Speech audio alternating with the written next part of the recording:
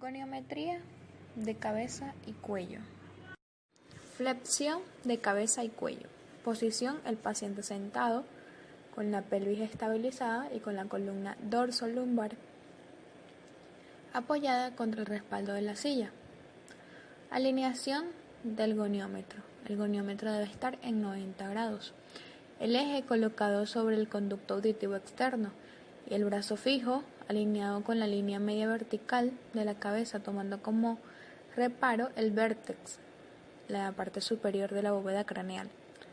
Y el brazo móvil toma como reparo las fosas nasales, la punta de la nariz. Movimiento: se le pide al paciente que incline la cabeza hacia adelante. El brazo móvil acompaña el movimiento. Extensión de cabeza y cuello.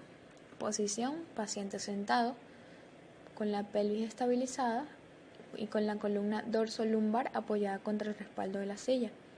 Alineación del goniómetro. El goniómetro debe estar a 90 grados. El eje colocado sobre el conducto auditivo externo y el brazo fijo alineado con la línea media vertical de la cabeza, tomando como reparo el vértex, la parte superior de la bóveda craneal. El brazo móvil toma como reparo las fosas nasales, la punta de la nariz, y el movimiento: se le pide al paciente que haga la cabeza hacia atrás. El brazo móvil acompaña el movimiento. Inclinación lateral derecha de la cabeza y el cuello. Posición: paciente sentado, por lo tanto con la pelvis estabilizada y con la columna dorso-lumbar apoyada contra el respaldo de la silla. La alineación del goniómetro. El goniómetro debe estar a 0 grados. El eje colocado sobre la apófisis espinosa de C7, que es la vértebra prominente. El brazo fijo alineado con la línea media vertical formada por las apófisis espinosas dorsales, y el brazo móvil alineado con la línea media de la cabeza, tomando como reparo el punto medio de la protuberancia occipital externa. Movimiento: se le pide al paciente que incline su cabeza hacia el lado derecho o lleve la cabeza hacia el hombro derecho. El brazo móvil acompaña el movimiento. Inclinación lateral izquierda. Posición: el paciente sentado con la pelvis estabilizada y con la columna dorso-lumbar apoyada contra el respaldo de la silla. La alineación del goniómetro debe estar a 0 grados. El brazo fijo alineado con la línea media vertical formada por las apófisis espinosas dorsales. El brazo móvil alineado con la línea media de la cabeza, tomando como reparo el punto medio de la protuberancia occipital externa. El movimiento: se le pide al paciente que incline la cabeza hacia el lado izquierdo o que lleve la cabeza hacia su hombro izquierdo. El brazo móvil acompaña el movimiento.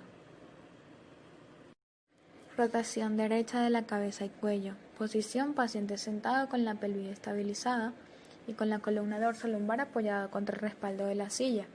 La alineación del goniómetro. En posición de 0 con goniómetro a 90 grados o 0 grados. El eje colocado sobre la línea longitudinal de la cabeza sobre el lóbulo parietal. El brazo fijo alineado con la línea longitudinal de la cabeza del lóbulo occipital y el brazo móvil alineado con la punta de la nariz. El movimiento: se le pide al paciente que rote su cabeza hacia el lado derecho. El brazo móvil acompaña el movimiento. Rotación izquierda de cabeza y cuello. Posición: el paciente sentado con la pelvis estabilizada y con la columna dorso-lumbar apoyada sobre el respaldo de la silla. La alineación del goniómetro. El posición 0 con goniómetro en 90 grados o 0 grados. El eje colocado sobre la línea longitudinal de la cabeza sobre el lóbulo parietal y el brazo fijo alineado con la línea longitudinal de la cabeza del lóbulo occipital. El brazo móvil alineado con la punta de la nariz. Movimiento: se le pide al paciente que rote su cabeza hacia el lado izquierdo. El brazo móvil acompaña el movimiento. Flexión de raquis cervical.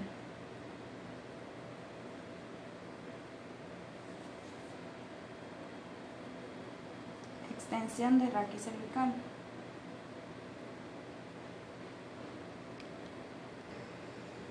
Inclinación lateral derecha.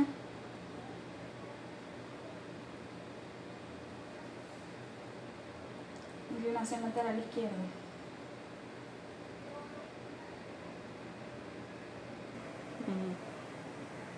rotación derecha,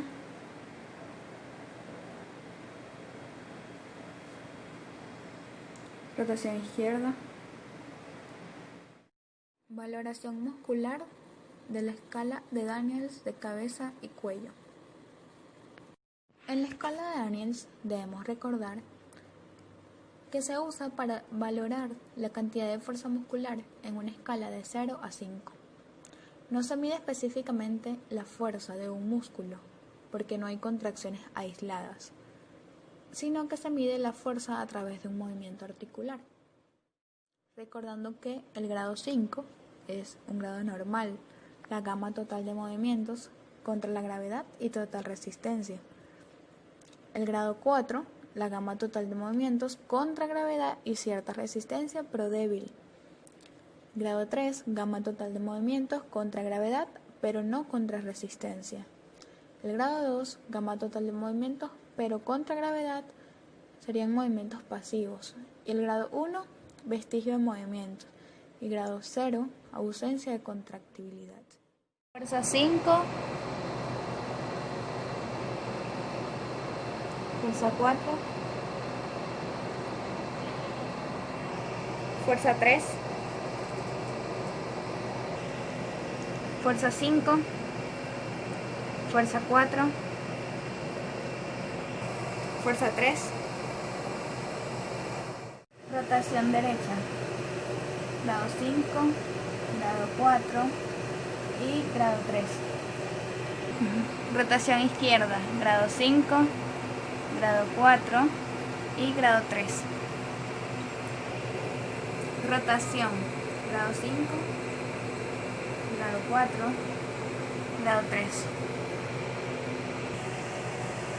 Grado 5, grado 4, grado 3.